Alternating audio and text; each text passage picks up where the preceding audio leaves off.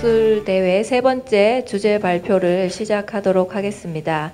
세 번째 주제 발표에 대해서는 고봉 기대승의 도산기 발문 및 도산 자병 화답시 고찰이라는 주제로 조선대학교 김기림 선생님께서 발표해 주시겠습니다. 김기린 선생님께서는 호남 지역 고전 시문학에 대한 연구자로 이화여자대학교에서 이행의 시세계 연구라는 주제로 박사학위를 받으셨습니다. 이후 2014년부터 조선대학교 부교수로 재직하고 계시면서 현재까지 활발히 연구활동을 진행하고 계십니다. 그리고 최근 저희 한국학 호남진흥원에서 이메일링 서비스하고 있는 호남학 산책이라는 그 프로그램을 통해서 고문서와 관련된 재미난 글들을 집필해 주고 계시기도 합니다. 그럼 김기림 선생님의 발표를 듣도록 하겠습니다. 안녕하십니까. 방금 소개받은 조선대학교 김기림이라고 합니다. 제가 오늘 발표할 것은 고봉 기대승 선생의 그 도산기 발문이라는 글하고 그다음에 도산자병의 화답한 시, 이 내용을 살펴보고 이 자료의 이제 가치에 대해서 한번 살펴보고 평가하는 그런 내 목적이 있습니다. 이 고봉 기대승 선생은 그 호남의 이제 대표적인 성리학자라고 할 수가 있는데요. 조선 중기 김득신이라는 분은 호남의 고봉 이후에 학문을 제대로 하는 사람이 없었다라고 할 정도로 굉장히 이제 추앙을 하셨고요. 그 조선 말의 홍직필은 호남의 학자라고 치면 그다음 하서 그리고 고봉 그리고 은봉, 손재 뭐 이런 몇 사람뿐이다라고 할 정도로 이 고봉 선생의 그 학문적 성과를 굉장히 크게 이제 치셨습니다. 고봉 선생은 20대까지는 주로 이제 문학을 공부했다고 하고요. 이제 20대 이제 초반부터 30대 초반까지 이제 본격적으로 거의 10년 동안 주자 성리학을 집중적으로 연구를 하셨다고 합니다. 그래서 굉장히 젊으신 나이에 주자의 글을 읽고 정리를 이제 해서 글을 나름대로 이제 정리를 이제 하신 분이고, 이러한 그 학문적인 어떤 기반을 가지고 30대 후반에 당시 대학자였던 퇴계 이황 선생하고 사단 칠정에 관해서 논변을 주고받을 정도로 굉장히 뛰어난 학자다, 이렇게 얘기를 할 수가 있습니다. 그러다가 보니까 여태까지 이제 철학적인 측면에서만 많이 조명이 됐는데요. 문학적인 측면에서 상대적으로 굉장히 소홀했습니다. 그러다가 보니까 이 문학자로서의 고봉 기대승 선생의 모습, 그리고 그 남아있는 어떤 작품에 대한 평가, 이런 것들이 이제 굉장히 소홀히 되었는데요. 이번에 이 도산기 발문하고 도산자병에 대한 어떤 그 고찰을 통해서 그 문학적 성과도 한번 같이 볼 수 있지 않을까 싶습니다. 그 다음에 이제 두 번째로는 이제 도산자병 화답시에 대해서 한번 살펴보도록 하겠습니다. 갖고 계신 자료집 32쪽입니다.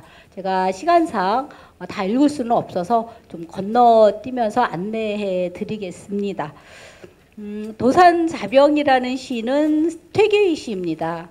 퇴계가 1557년부터 1560년대까지 정도에 지금 안동에 있는 도산서원 그 자리에 이제 도산서당을 짓고 그 주변 경관에 대해서 시를 읊은 것이 있는데, 그것이 도산자병이고, 그 도산에 서당을 세우게 된 그 여러 내력을 쭉 정리해 놓은 것, 그리고 내가 어떠어떠한 시를 지었다라고 하는 그 시를 지은 내력을 써놓은 것이 도산기예요. 그래서 퇴계의 도산기에 대해서, 그리고 도산자병에 대해서 고봉 기대승 선생이 뒤에 다시 발문을 쓰고 거기에 화답한 시 자료에 대해서 오늘 보기로 한 겁니다. 그런데 이 고봉 선생은 이 그 도산자병 이거를 직접 얻은 건 아니고요. 그 김취려라는 퇴계 선생의 제자가 있었는데, 이 제자가 서울과 안동을 오가면서 그 퇴계 선생하고 고봉 선생의 이제 편지를 서로 전해주기도 하고 퇴계 선생한테서 얻어온 여러 가지 무슨 자료 같은 거를 이렇게 서로 보여드렸는데 그때 갖고 온 게 바로 이 도산기거든요. 그래서 거기 그 인용문에 보면 고봉 기대승 선생이 어떻게 내가 이 도산기를 얻었는지 그 내용이 지금 쭉 써 있습니다. 그런데 이때 김취려가 도산기를 보여주면서 뒤에 발문을 한번 써봐라. 써주십시오 하고 부탁을 했고 그리고 시도 같이 있으니까 그 시에 대해서 화답시도 좀 써주셨으면 하고 이제 부탁을 해서 그러마하고 허락은 하셨는데 문제는 벼슬살이에 너무 바쁘셔서 이제 찬찬히 읽어볼 시간이 없었던 것 같아요. 그래서 실제 이 김취려로부터 도산기를 얻어본 때와 실제 이 발문을 쓰고 화답시를 쓴 때는 좀 시간적 격차가 있는 듯합니다. 그 발문 끝에 보면 간지에 윤경 4년 경호 5월 이렇게 썼는데 이때가 1570년대 그 5월이거든요. 그러니까 퇴계가 1561년에 발문을 쓴 뒤로부터 거의 한 10년 가까이 지난 그런 시기입니다. 예, 그런데 이때 이제 벼슬을 이제 그만두고 낙향을 하셔가지고 귀향을 하셔서 본격적으로 이제 여기서 학문을 하겠다라고 하시면서 나감이라는 정자를 이제 지으셨는데 건물을 지으시면서 이제 본격적으로 학문 연구를 하시려고 할 때 그때쯤에 이제 천천히 도산기하고 도산 그 자병 이런 것들을 이제 음미하시면서 시를 이제 마무리하시지 않았을까 이렇게 생각을 합니다. 그런데 33쪽입니다. 이 고봉의 화운시는 발문하고 화운시가 있는데요. 고봉의 화운시는 도산서당 주변에 대한 쓴 7원시 18수만 화답을 하신 걸로 지금 나와 있습니다. 나머지 그 5원시라든지 별록으로 더 있는 그 시 내수가 퇴계가 지었는데 거기에 대한 화답은 없어요 지금 현재. 그래서 시간상 못하신 건지 아니면 그냥 그 앞에 있는 18수만 대상으로 화답시를 지으신 건지 그거는 좀 더 면밀하게 고찰해 볼 필요가 있습니다. 도산자병은 도산서당에 속하는 건물이나 방 주변에 이름을 붙이고 그 의미를 해석하는데요. 그 이름 붙이기에 대해서 이 퇴계는 그 주자 성리학적인 개념을 가진 것들, 주자와 관련된 어떤 일화 이런 것들의 힌트를 얻어서 이름을 짓습니다. 그러다가 보니까 이 도산서당 주변의 경물이라든지 도산서당의 건물 이름 같은 거는요, 주자 성리학적 그 성격이 굉장히 강한 그런 것들이 이제 나타나고 있습니다. 지금 보시는 그 시는 그 암서원이란 시고요. 첫 번째 시는 퇴계시고요. 두 번째 시는 고봉 기대승 선생님의 그 화답시입니다. 그래서 이 시를 보면 이 암서원이란 그 시가 있는데 이 암서원이 무슨 뜻이냐면 그 숨어 살면서 학문을 자기를 수양하고 학문을 연구한다. 이제 이런 뜻이거든요. 그런데 회암의 주자의 이 스승인 유병산이 주자에게 이 호를 지어주면서 사람은 이 숨어 있는 거를 잘해야 된다. 그러니까 뭐 뭔가를 드러낸다던가 뭐 자기가 막 나선다든가 이런 것보다는 일단 숨어 있는 거를 잘해서 많이 온축하는 것이 굉장히 중요하다. 이제 이런 의도로 이 시회 그 호를 지어 주었다고 하는데요. 바로 그것을 가지고 주자가 뭐라고 얘기를 하냐면 운곡자병이라는 시에서 내가 비록 뭔가 이렇게 막 자신 있게 할 수 있는 건 없지만 그래도 내가 이렇게 숨어서 학문을 연구하면서 뭔가라도 조금이라도 좀 효과라도 좀 봤으면 좋겠다. 이런 시 내용을 짓거든요. 예, 그 시 내용을 퇴계가 그대로 갖고 와서 암서원이라고 그 도산서당 그 건물의 이름을 지어요. 예, 그 내용을 지금 썰어온 게 첫 번째 퇴계시입니다. 그런 내용을 고봉 선생이 이제 그대로 받아들인 것이죠. 그래서 33쪽 맨 끝에 줄 보시면 퇴계는 그 안자와 주자가 세상에 연연해하지 않고 주체적으로 그 궁벽진 곳, 예, 그런 곳 산수를 선택해서 수행하고 학문에 집중해서 결실을 맺었던 일, 그런 것들을 이제 그대로 본받고자 했던 것이죠. 그런 거를 이제 암서원이라는 시에 이렇게 두었는데, 고봉 선생이 이런 그 퇴계 선생의 의도를 전적으로 이제 지지하고 그대로 이제 수용해서 화답한 시가 바로 그 두 번째 시입니다. 그래서 그 34쪽에 이제 보시면 고봉 선생이 퇴계 선생한테 그렇게 시에서 얘기를 하고 있습니다.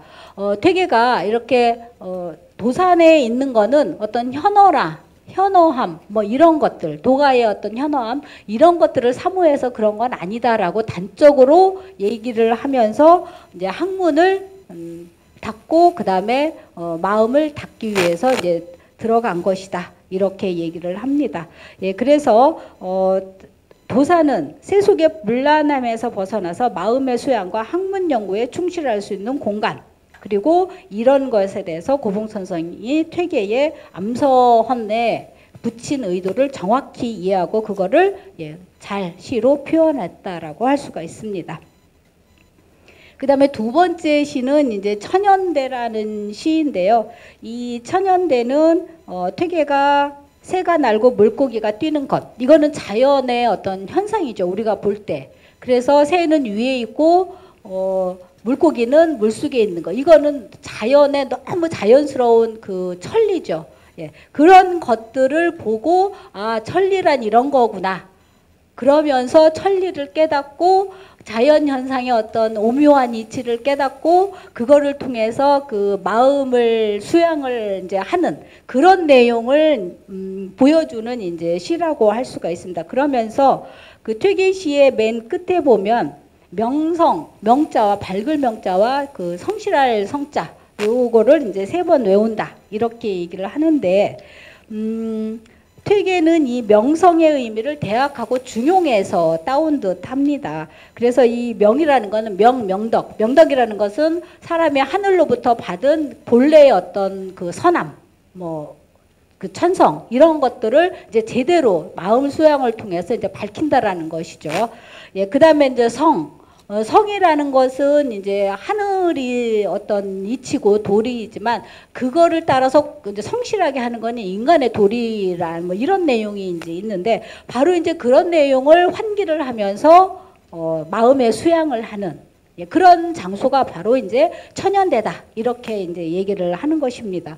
그게 이제 퇴계의 시인데 이 퇴계의 시에 대해서 이제 고봉 선생이 이제 화답한 내용입니다. 그러면서 이렇게 얘기를 하는 거죠. 소리개하고 물고기만이 아니라 위에 있는 건 위에 있고 아래에 있는 건 아래에 있는 건 너무나 당연한 이치다. 그런데 천연대 위치가 어디가 있냐면 도산서원 앞에 좀 높은 데 있어요. 그러니까 천연대에서 이렇게 앉아 있으면 위로 하늘을 볼 수 있고 밑에 물을 볼 수 있어서 위아래로 이렇게 올려다 볼 수 있습니다. 지금 그 면왕정의 어떤 그런 모습과 비슷해요. 가운데에서 하늘을 쳐다보고 땅을 내려다보고 그래서 아 위에 있는 건 위에 있고 아래에 있는 건 아래에 있는 거 그런 것들을 깨달을 수 있는 그런 장소라는 거죠. 그런데 고봉은 그런 자연 산수 속에서도 천리를 깨달을 수 있는데 자기는 여태까지 책만 봤다. 뭐 이런 식으로 자기의 학문을 되돌아보는 그리고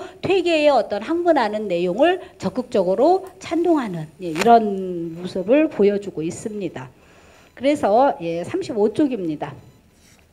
퇴계는 도산의 서당을 배치하여 성리학적 학문 연구의 공간 강학 공간으로 탈바꿈시켰습니다. 그러니까 단순한 어떤 심리 대상으로서의 자연이라기보다는 천리를 관찰하고 깨닫고 마음 수양을 하고 그거를 가지고 또 후학들을 길러내는 강학의 공간 성격으로 이제 바꿨다는 것이죠. 그런데 일찍이 그 퇴계하고 고봉 선생은 주자의 무의도가에 대해서 그 논의를 하기도 했었는데요. 이 주자는 무의산의 그 특징을 도가적 어떤 신령한 공간, 예, 이런 공간에서 성리학적인 도학의 공간으로 바꿨다. 이렇게 그 평가를 많이 받습니다. 그런 데에 대해서는 예, 두 분이 서로 합의를 보신 거죠.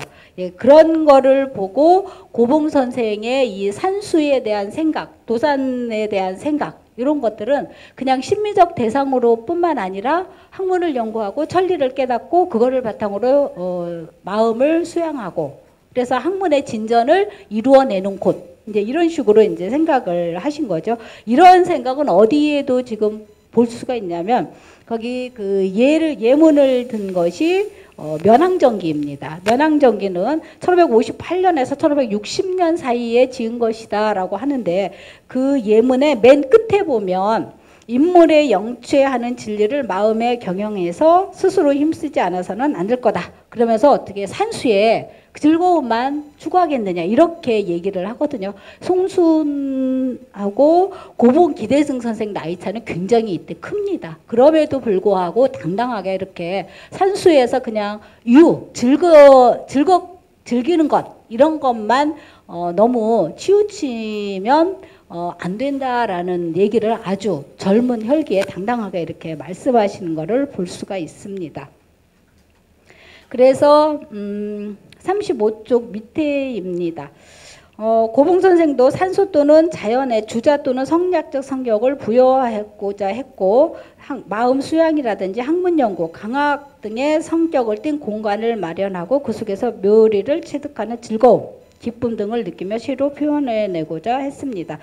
퇴계의 도산과 도산자병은 그래서 고봉 선생에게 하나의 어떤 전범, 이런 것이 되지 않았을까 이렇게 생각을 합니다. 그래서 도산자병에 대한 도산자병에 대한 고봉 선생의 화답시는 사실 그 강학 공간 이런 것들 그리고 그 공간에서 강학하고 학문을 연구하는 그런 즐거움을 보여주는 그런 문학 풍조를 좀 만들어내는 그런 시도의 출발점이 아니었을까 이렇게 생각을 합니다. 그래서 36쪽에 보시면 고봉의 나감은 강학, 학술토론, 수양의 꿈을 담아내고자 했던 장소 이런 점에서 도산자병의 화답시는 당시 호남은 누정을 중심으로 그 풍류, 산수 풍류를 지향했다 이렇게 많이 평가를 받는데요. 그런 풍조에서 그런 호남 문학계에서 강학 공간 중심의 학문 연구, 수양의 즐거움을 표현하는 문학 풍류를 좀 만들어내보고자 하는 시도가 아니었을까 이런 그런 어떤 의미를 갖고 있는 작품이다라고 볼 수가 있고 도산기 발문과 그 다음에 이 도산 화답시가 갖고 있는 그 자료집의 성격도 역시 그렇지 않을까 싶습니다. 여기까지가 도산기에 있는 그 도산 화답시가 갖고 있는 어떤 문학적 의의라고 할 수가 있고요. 그 다음에는 이제 고봉의 전사본 도산기의 의의라고 제가 제목을 지었는데요. 고봉 종가에는 이 도산기 발문과 도산 자병에 대한 화답시뿐만 아니라 퇴계와 고봉 선생이 주고받았다고 하는 기록이 되어 있는 양선생 문답첩이라는 그 자료가 또 있습니다. 그런데 이 문답첩의 그 글씨하고 양 선생 그 도산기의 글씨랑 이제 조금 좀 다른 점이 있는데요. 그 부분은 뒤에 가서 다시 말씀을 드리겠습니다. 지금 37쪽에 보시는 거는 이 도산기가 퇴계의 도산기와 그 다음에 고봉 선생의 도산기 발문 도산 그 자병에 대한 화답시 그거를 목판으로 찍어서 세상에 반포한 그 여러 가지 이본들인데요. 지금 고봉 종가에도 이 이본이 하나 있고요. 그 다음에 국립중앙도서관, 그 다음에 규장각 뭐 이런 데도 있습니다. 그 다음에 영남대 소장본이라고 하는 거는 지금 연구자의 말에 의하면 1566년쯤에 퇴계의 친필이다 이렇게 얘기를 하고 있는데 여기에는 퇴계 선생이 직접 썼기 때문에 고봉 선생의 발문이라든지 화답시는 없습니다. 그런데 제가 이거를 지금 보여드리는 이유는 이 도산기 발문과 화답시가 있는 그 텍스트 자료에 이제 어떤 가치 이런 거를 말씀드리기 위해서 한 건데요. 그 뒤쪽을 보시면 38쪽에 보시면 이 지금 고봉 선생님의 도산기는 굉장히 깔끔해요. 다시 말해서 뭐 글자 더 넣어 이런 수정 표시가 거의 없습니다. 그런데 퇴계의 그 초고라고 하는 그 도산기를 보면은요, 시뿐만 아니라 발문에도 이렇게 저 위에 그 이 글자 넣어 이런 거 있습니다. 그 뒤에 보시면. 그 다음에 이 사이에 이 글자 넣어 이런 수정 표시가 있어요. 그래서 예를 들자면 38쪽에 보면 거기 U자 위에 그윽할 U자 위에 전부 강교라는 글자 이 글자 끼워 넣어라는 수정 표시가 있는데 고봉 선생은 그거를 제자리에 끼웠어요. 고봉 선생이 썼다고 하는 자료에는 그런 것도 끼워 넣고 그 다음에 이제 39쪽에 보시면 그 도산 서당이라는 그 부분에 요 부분에 보시면 여기 지금 지운 글자들이 있거든요. 이 지운 글자가 뭐냐면 산은 예안현 북쪽에 있다라는 글자인데요. 이거를 이제 지운 표시를 했는데 고봉 선생의 그 필사하셨다는 본에는 이 부분이 없습니다. 그러니까 이런 거를 보면 이 고봉 선생이 쓰셨다고 하는 이 자료는 퇴계 선생이 이 도산기를 썼을 처음부터 수정하는 과정 이런 것들을 그대로 보여주는 그런 가치가 있는 자료가 아닐까 이렇게 생각을 합니다. 그래서 사실 이 도산기 고봉 종가의 이 도산기는 그 문학 작품의 어떤 변익 과정, 수정 과정 이런 거를 보여주는 자료일 뿐만 아니라 퇴계의 그 도산기의 그 수정 이런 것들을 보여주는 퇴계가 쓴 초 그러니까 손으로 직접 쓴 초의 그 형태 그리고 초고 처음 쓴 형태 그것이 이루어지는 과정을 보여주는 아주 귀중한 자료라고 볼 수가 있습니다. 예, 그런데 아까 말씀드렸듯이 실제 이 고봉 선생이 쓰셨다고 하는 도산기와 양 선생 문답첩에 나와 있는 고봉 선생 친필이라는 게 조금 좀 차이가 많아요. 그래서 지금 이제 두 개 이렇게 지금 보여드리는데 여기 보면 요게 이제 도산기고요. 그다음에 요게 양 선생 문답첩에 있는 고봉 선생 친필의 편지입니다. 그런데 이 글씨를 보면 일단 기울기가 다릅니다. 그래서 도산기는 기울기가 거의 수평인데 친필이라고 하는 거는 왼쪽에서 오른쪽으로 갈수록 이렇게 기울기가 있고요. 그 다음에 이제 이름 쓰신 분을 보면 우리가 보통 사인은 거의 다른 시기에 써도 거의 비슷하게 나오는데 여기 보시면 이 승자 이렇게 쓰시거든요. 그런데 지금 도산기의 승자는 이렇게 이어서 쓰는 이런 모습을 보여주고 있습니다.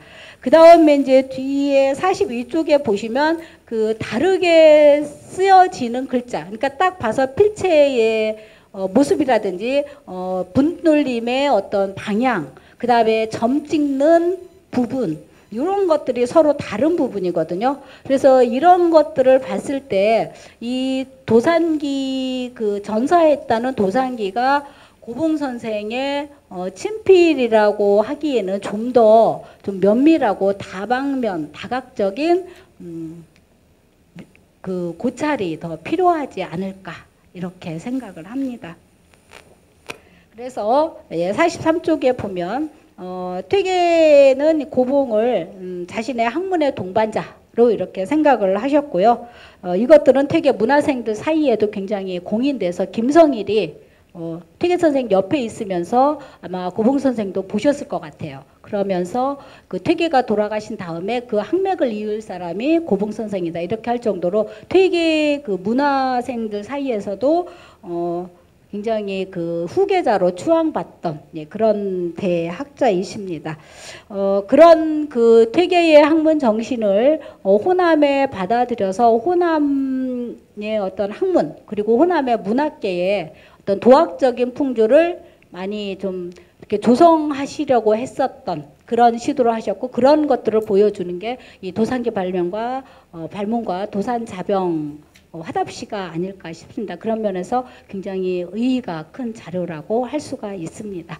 예, 제 발표 들어주셔서 감사하고 그 다음에 이런 중요한 자료를 이렇게 선뜻 내어주셔서 연구자에게 연구할 수 있도록 기회를 주신 고봉종가 모든 분들께 감사드립니다. 감사합니다. 예, 김기림 선생님의 그 도산기 발문과 도산자병 화답시에 대한 문학적인 어떤 특징과 내용, 그리고 아울러 이 지금 고봉종가에 전래된 도산기라는 자료의 어떤 친필 여부에 대해서는 앞으로 추가적인 검증이나 연구가 좀 더 필요하다라고 이제 말씀해 주셨습니다. 네, 다시 한번 발표 감사드립니다.